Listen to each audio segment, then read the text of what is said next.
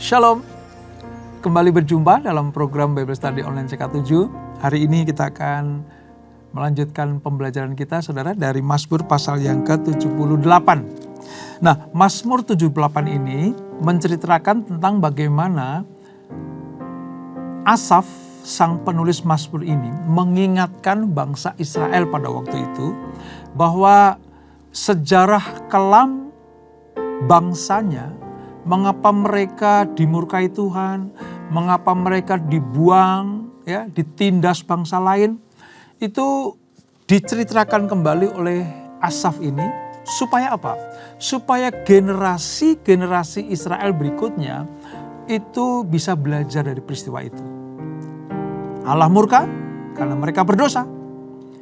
Allah marah dan menghukum karena bangsa Israel melakukan kejahatan. Nah, sebelum kita lebih lanjut mempelajari hal ini, mari kita datang kepada Tuhan. Kita minta Tuhan mengurapi kita. Kita sembah Dia, saudara.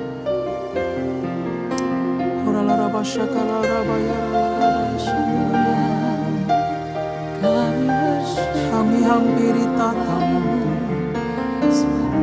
kami masuk dalam hadirat-Mu, sebab di hadapan-Mu kami mendapatkan jalan keluar. Terima kasih Tuhan Yesus.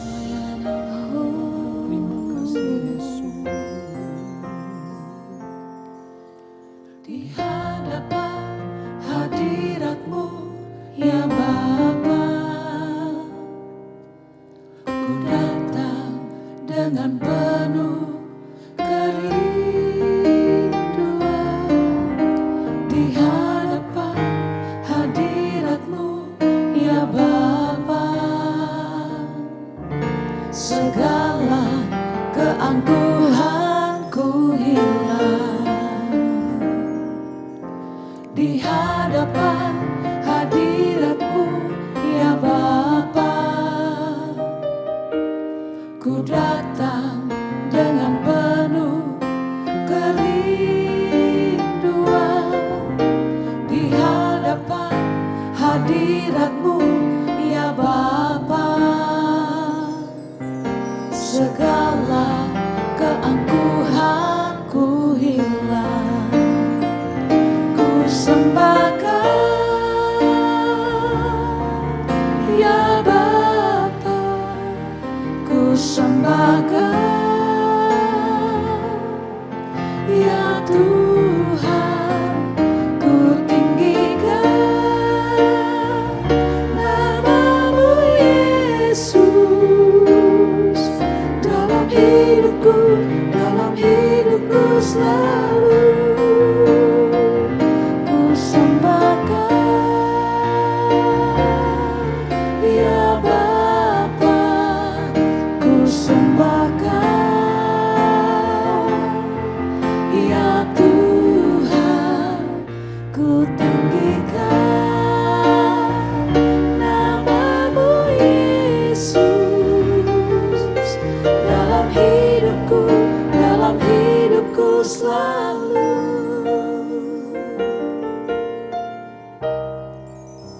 Hanya di hadapan-Mu Tuhan.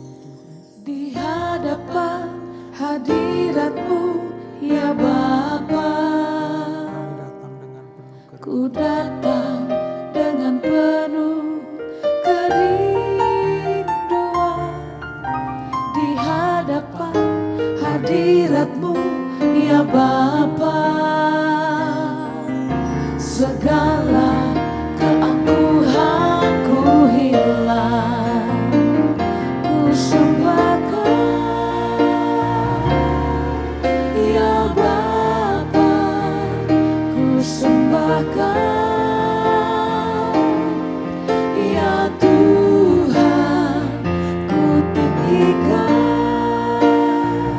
nama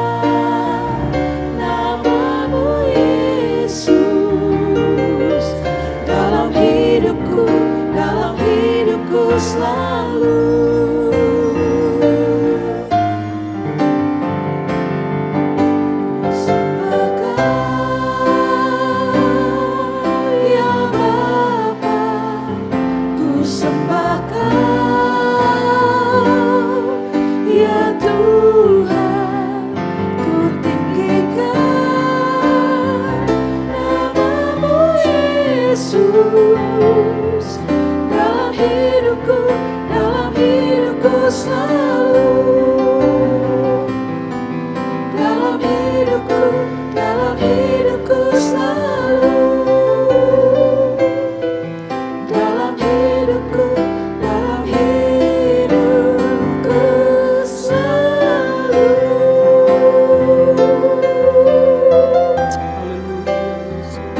Oh Yesus, Haleluya Bapa. kami datang di hadapan-Mu, sujud menyembah Tuhan Yesus. Bagimu puji, bagimu hormat dan syukur.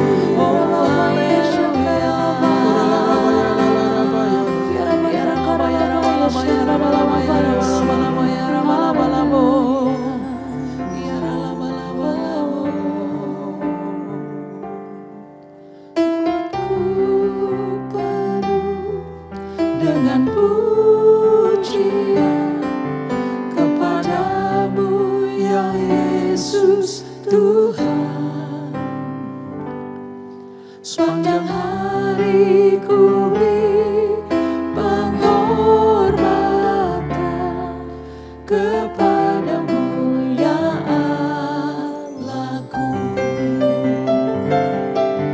Mulutku penuh dengan pujian kepadamu ya Yesus Tuhan. Sepanjang hari ku beri penghormatan kepadamu ya Allahku. Mulutku penuh dengan pujian kepadamu ya Yesus Tuhan. Sepanjang hari ku beri penghormatan kepadamu ya Allahku. Mulutku penuh dengan pujian kepadamu ya Yesus Tuhan. Sepanjang hari ku beri penghormatan kepadamu ya Allahku. Mulutku penuh dengan pujian kepadamu ya Yesus Tuhan. Sepanjang hari ku beri penghormatan kepadamu ya Allahku. Sepanjang hari ku beri penghormatan kepadamu ya Allahku. Sepanjang hari ku beri penghormatan kepadamu ya Allahku. Amin, amin, amin. Amin Yesus. Haleluya Yesus. Haleluya Yesus. Terima kasih Tuhan. Tidak ada hari yang kami lewati tanpa penghormatan kepadamu ya Tuhan. Sebab Engkau Allah yang memelihara kami, Engkau yang menuntun kami, Engkau yang membawa kami kepada kemuliaan demi kemuliaan. Terima kasih Bapa. Kami akan melanjutkan pembelajaran kami, urapi kami Tuhan, supaya kami mengerti jalan-jalan-Mu. Kami memahami pikiran-pikiran Tuhan, serta rencana-rencananya dalam hidup kami. Terpuji nama-Mu kau selama-lamanya. Mari yang siap belajar firman Tuhan, sama-sama kita katakan amin. Amin. Kita akan membaca dari Mazmur 78 saudara. Perjanjian Lama halaman sekitar 628. Banyak ayatnya tetapi nanti akan kita ambil intisarinya saja. Kita akan membaca dulu ayat 1 sampai ayat 11. Demikian firman Tuhan. Pelajaran dari sejarah Nyanyian pengajaran Asaf. Pasanglah telinga untuk pengajaranku, hai bangsaku, sedengkanlah telingamu kepada ucapan mulutku. Aku mau membuka mulut mengatakan amsal. Aku mau mengucapkan teka-teki dari zaman purbakala, yang telah kami dengar dan kami ketahui, dan yang diceritakan kepada kami oleh nenek moyang kami. Kami tidak hendak sembunyikan kepada anak-anak mereka, tetapi kami akan ceritakan kepada angkatan yang kemudian. Puji-pujian kepada Tuhan dan kekuatannya, dan perbuatan-perbuatan ajaib yang telah dilakukannya. Telah ditetapkannya peringatan di Yakub, dan hukum Taurat diberinya di Israel. Nenek moyang kita diperintahkannya untuk memperkenalkannya kepada anak-anak mereka, supaya dikenal oleh angkatan yang kemudian, supaya anak-anak yang akan lahir kelak bangun dan menceritakannya kepada anak-anak mereka, supaya mereka menaruh kepercayaan kepada Allah dan tidak melupakan perbuatan-perbuatan Allah, tetapi memegang perintah-perintahnya. Dan jangan seperti nenek moyang mereka, angkatan pendurhaka dan pemberontak, angkatan yang tidak tetap hatinya dan tidak setia jiwanya kepada Allah. Bani Efraim, pemanah-pemanah yang bersenjata lengkap, berbalik pada hari pertempuran. Mereka tidak berpegang pada perjanjian Allah dan enggan hidup menurut Tauratnya. Mereka melupakan pekerjaan-pekerjaannya dan perbuatan-perbuatannya yang ajaib yang telah diperintahkannya kepada mereka. Nah, sampai di sini dulu pembacaan ayat kita, saudara. Saudara, Mazmur ini yang menulis Bani Asaf diperuntukkan kepada siapa? Bangsa Israel. Dari generasi ke generasi. Nah, perintahnya begini. Pasanglah telinga untuk pengajaranku, hei bangsaku. Jadi jelas ya, ini bagi Israel. Mazmur ini pada mulanya bagi Israel. Dalam perkembangannya, firman itu untuk setiap orang yang percaya kepada Allah Yakub atau Allah Israel itu.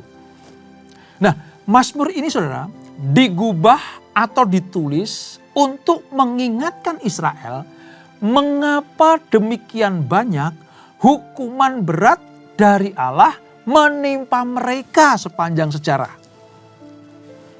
Sekali lagi, Mazmur ini mengingatkan Israel mengapa demikian banyak hukuman berat dari Allah menimpa mereka sepanjang sejarah. Ada dua tujuan, saudara. Yang pertama, nyanyian ini mengingatkan mereka untuk belajar dari kegagalan rohani nenek moyang mereka. Dengan demikian, mereka berusaha dengan tekun menjauhi ketidakpercayaan dan ketidaksetiaan yang sama yang pernah dilakukan oleh nenek moyangnya. Bagaimana tadi Asaf menjelaskan mengapa bangsa kita dulu nenek moyang kita itu dihukum Tuhan. Nah ini, belajar dari kegagalan rohani nenek moyang Israel yang dahulu. Itu tujuan yang pertama. Yang kedua, hal ini diberikan kepada umat pilihan sampai dengan kita sekarang ini, supaya apa? Memperhatikan Mazmur ini dengan cermat. Karena banyak gereja dan denominasi gereja telah kehilangan kehadiran dan kuasa Allah. Karena apa, saudara? Ketidakpercayaan dan ketidaktaatan mereka kepada firman-Nya. Ada rangkap dua tujuan Mazmur 78 ini. Bagi Israel jelas nenek moyang mereka pernah dihukum Tuhan karena ketidaktaatan dan ketidakpercayaannya. Rangkap kedua adalah bagi kita di perjanjian baru ini, khususnya gereja Tuhan, interdenominasi. Banyak sekali sadar atau tidak sadar, banyak gereja yang kehilangan kehadiran dan kuasa Allah. Karena apa? Ketidakpercayaan dan ketidaktaatan mereka kepada firman Allah. Mungkin saudara bertanya begini, masa sih? Kan gereja, kan rumah Allah. Kan baitnya Tuhan. Masa sih masih ada gereja yang tidak percayakan firman Allah? Masa sih ada gereja yang tidak taat kepada sabda-sabdanya? Oh saudara, tanpa kita sadari, kadang gereja mengabaikan firman, mengabaikan janji Allah, mengabaikan firman Allah, dan mereka berjalan dalam ketidaktaatan. Ya mungkin secara kelihatan mata sulit dideteksi, saudara. Tetapi spiritnya bisa. Bagaimana banyak rumah Tuhan hanya sekedar dipergunakan untuk infotainment saja, hiburan saja, hura-hura saja, tanpa ada kebenaran di dalamnya, tanpa ada didikan keras di dalamnya, tanpa ada peringatan-peringatan tentang kebenaran firman Allah di dalamnya. Gereja memberikan izin untuk hal-hal yang sifatnya duniawi. Saudara pernah dengarkan ada gereja yang mengizinkan pernikahan sejenis? Ini contohnya. Ini contohnya. Jelas Allah menciptakan Adam dan Hawa, laki-laki dan perempuan yang dipersatukan jadi suami istri. Tapi mengapa gereja mengizinkan pernikahan sejenis? Karena apa saudara? Karena ketidaktaatan pada firman. Belum lagi gereja yang cenderung untuk masuk ke ranah politik, ke wilayah politik. Sehingga apa? Menghalalkan segala cara. Ikut bergabung dalam barisan orang-orang yang hidupnya tidak benar. Bahkan mendukung pribadi-pribadi, pemimpin-pemimpin negara, gereja, kerajaan atau apapun untuk hal yang sifatnya duniawi. Bukankah ini yang terjadi sejak zamannya Asaf sampai dengan kita sekarang ini? Mengapa Allah murka kepada bangsa Israel? Mengapa Tuhan murka kepada gerejanya? Karena gerejanya sudah tidak murni lagi. Itulah pentingnya kita belajar dari Mazmur 78 ini. Banyak orang Kristen, banyak anak perjanjian, banyak gereja Tuhan itu gagal menjadikan standar dan pengalaman Alkitabiah sebagai landasan untuk kebenaran dan perilakunya. Mereka tanpa sadar, saudara, berangsur-angsur menuju kepada kesesatan. Bahkan mengikuti kemauannya sendiri, mengikuti jalan-jalannya sendiri. Ini sudah terjadi apa? Penyimpangan. Penyimpangan. Nah puji Tuhan kita diberikan gambaran ini. Israel pernah ngalamin yang seperti itu. Diselamatkan Tuhan, diberkati Tuhan, dibela Tuhan, diberikan kemenangan-kemenangan oleh Tuhan. Tapi mereka menyimpang. Dengan cara apa? Mengizinkan ilah lain jadi sembahan mereka. Terlibat di dalam apa? Hal-hal yang sifatnya duniawi, korup. Imam-imamnya lebih mementingkan perutnya sendiri dibanding pelayanan untuk kekudusan rumah Tuhan. Nah ini, Asaf mengingatkan mengapa Israel dihukum Tuhan. Mengapa bangsa pilihan itu mendapatkan hardikan Tuhan, cambukan Tuhan, hukuman Tuhan yang kuat. Kenapa? Karena mereka sudah keluar dari jalur kebenaran. Mazmur ini saudara merupakan catatan yang luar biasa dari generasi ke generasi. Yang mengarahkan telinga dan mulut orang Israel supaya mengingat sejarah bangsanya. Bagaimana Tuhan memberikan firman, hukum-hukumnya di Gunung Sinai. Bagaimana Tuhan menyertai mereka di padang gurun. Dan bagaimana Tuhan menghalaukan para musuh supaya bangsa Israel masuk ke tanah perjanjian. Asaf memberikan pelajaran ini supaya diceritakan dari generasi ke generasi. Kepada anak-anak mereka, nanti anak-anak mereka menceritakan pada keturunan berikutnya. Jadi terus menerus dari generasi ke generasi. Bahkan secara profetik dari masa ke masa. Dari waktu ke waktu sampai dengan perjanjian baru. Sampai dengan generasi kita ini. Ini masih berlaku. Sebab dalam Mazmur ini, Israel, umat perjanjian, diingatkan untuk mempertahankan firman Allah. Kalau dulu Taurat Tuhan, tidak melupakan perbuatan-perbuatan ajaib yang Tuhan sudah lakukan. Dan yang lebih keras lagi adalah, tegas lagi adalah, tidak memberontak terhadap Tuhan. Israel diperingatkan untuk tidak mengulangi perbuatan nenek moyang mereka yang telah memberontak, mengeraskan hati di padang gurun sehingga Allah membinasakan mereka. Saudara tahu berapa banyak manusia Israel mati di padang gurun, binasa di padang gurun karena perbuatan mereka seperti itu. Alkitab mencatat hanya generasi kedua yang lahir di padang gurun, yang dituntun disita oleh Yosua dan Kaleb, mereka masuk ke tanah perjanjian.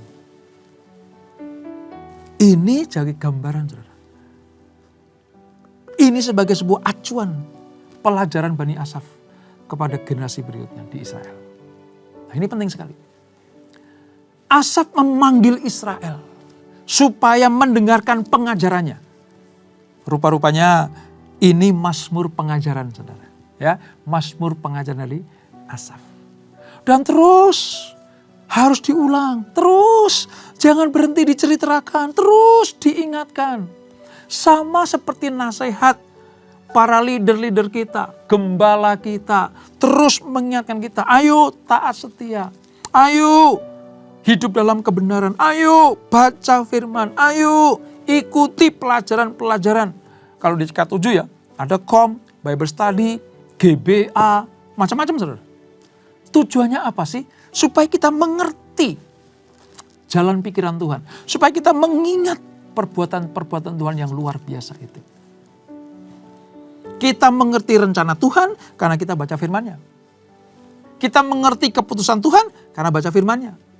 Kita mengerti kemajuan dan pergerakan dunia ini sampai dengan akhir sekarang ini karena firman-Nya.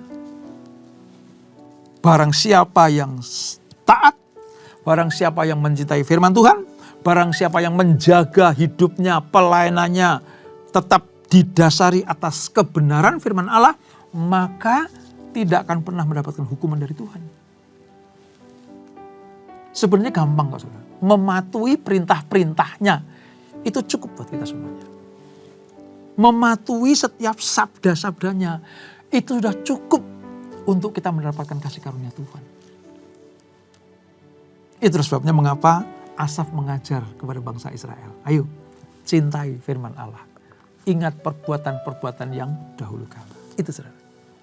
Nah, kalau ada dikatakan Israel pernah memberontak, ya, Israel pernah melakukan perkara-perkara yang tidak berkenan pada Allah, Asaf menceritakan pemberontakan seperti ini telah mewarnai sejarah mereka.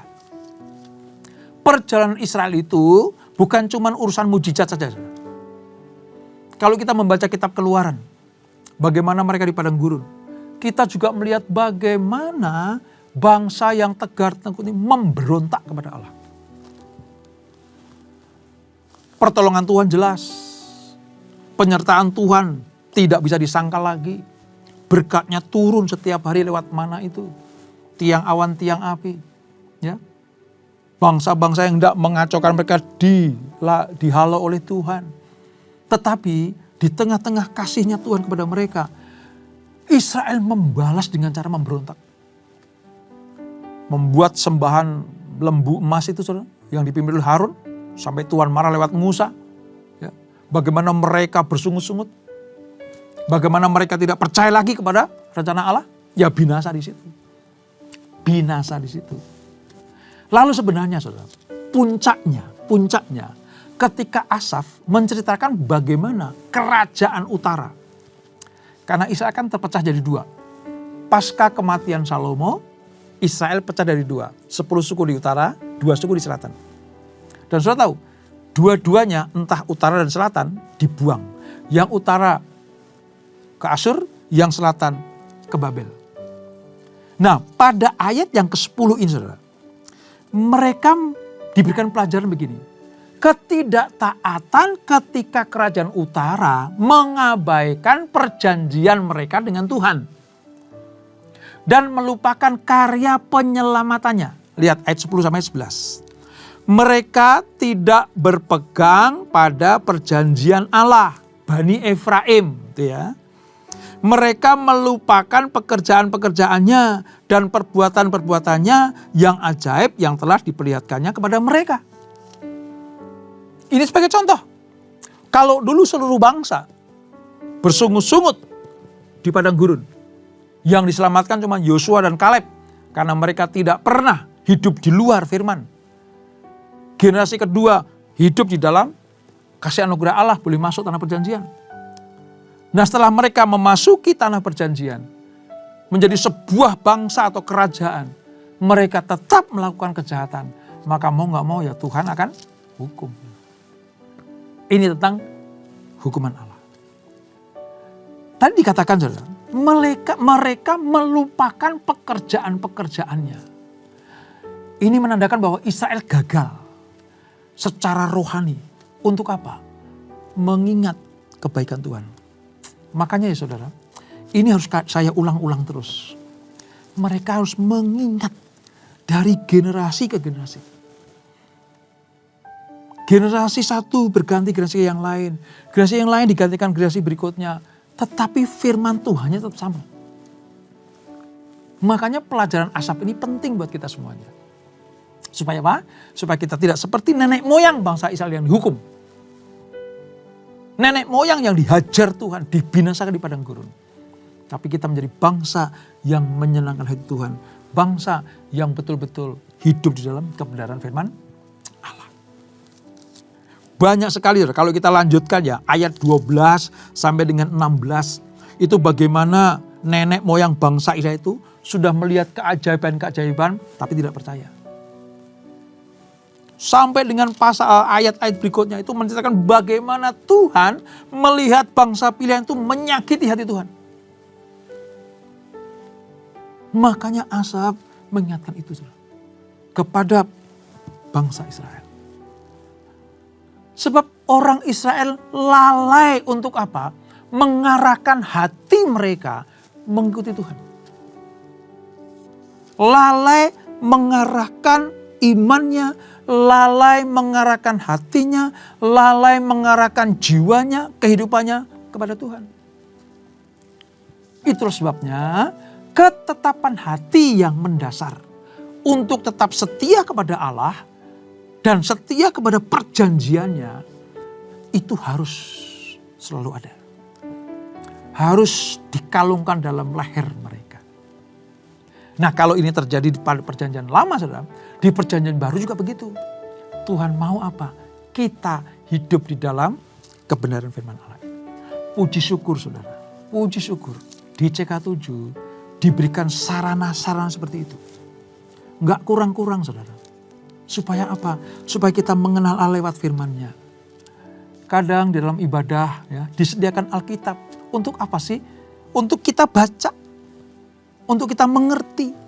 Dengan membaca dan mengerti kita percaya berkat janji-janji yang Tuhan berikan kepada kita akan digenapi. Nah, sedikit lagi saudara. Mari kita lihat bagaimana posisi Allah ketika melihat bangsa Israel yang berdosa seperti itu jelas dihukum. Tetapi ada satu sisi bagian Allah yang lain yang memberikan kesempatan.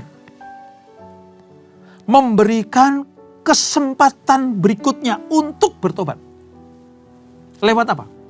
Lewat kesabaran dan kemurahan Tuhan.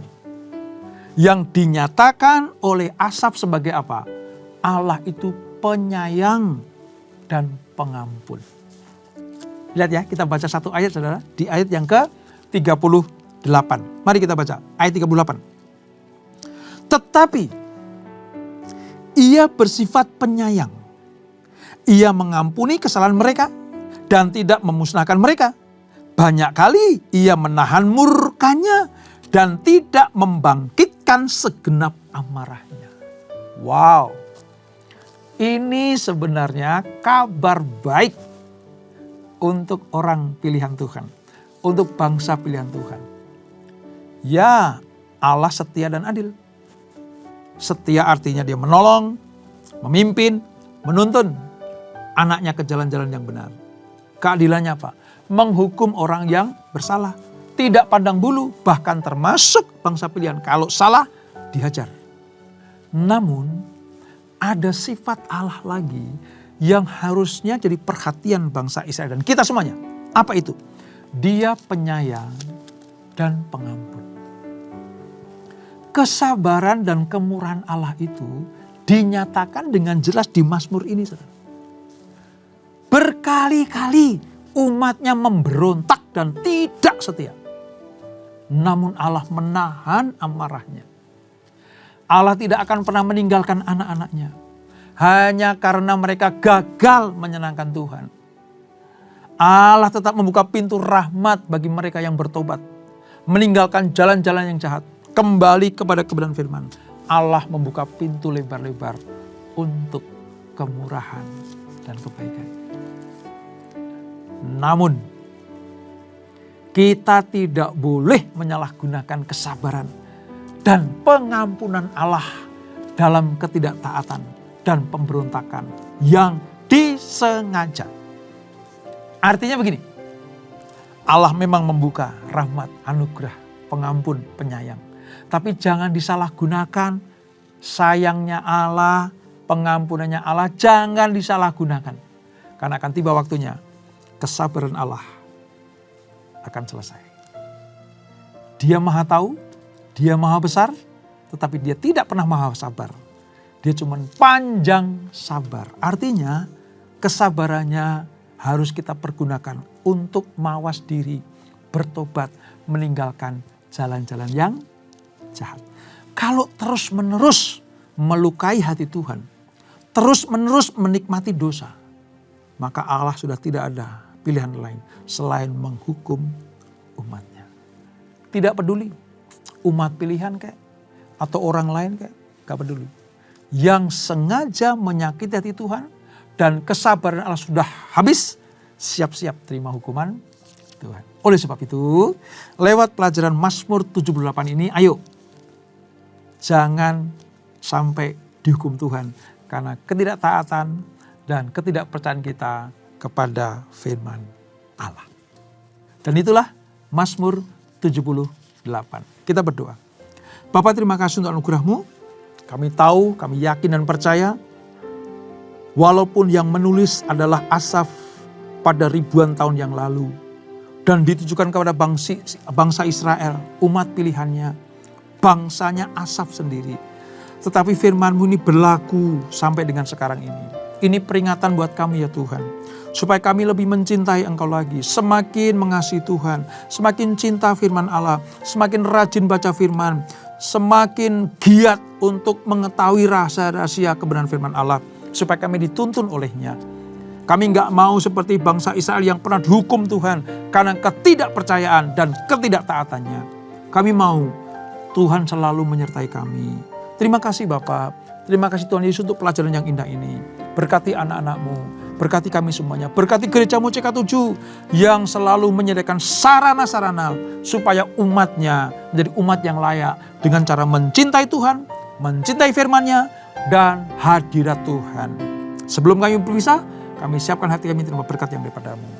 Kekasih Kristus, arahkan hatimu pada Tuhan. Terimalah berkat kasih anugerah dari Allah Bapa yang berlimpah-limpah di dalam Anak-Nya yang tunggal Tuhan Yesus Kristus. Dan persekutuan yang manis dalam Roh Kudus menyertai kita semuanya. Mulai saat ini sampai Maranatha. Yesus datang yang kedua kali menjemput kita semuanya. Bertemu di awan-awan yang bermain. Menikmati kemuliaan kekal sampai selama-lamanya. Yang diberkati, sama-sama kita katakan amin. Amin. Tuhan Yesus memberkati.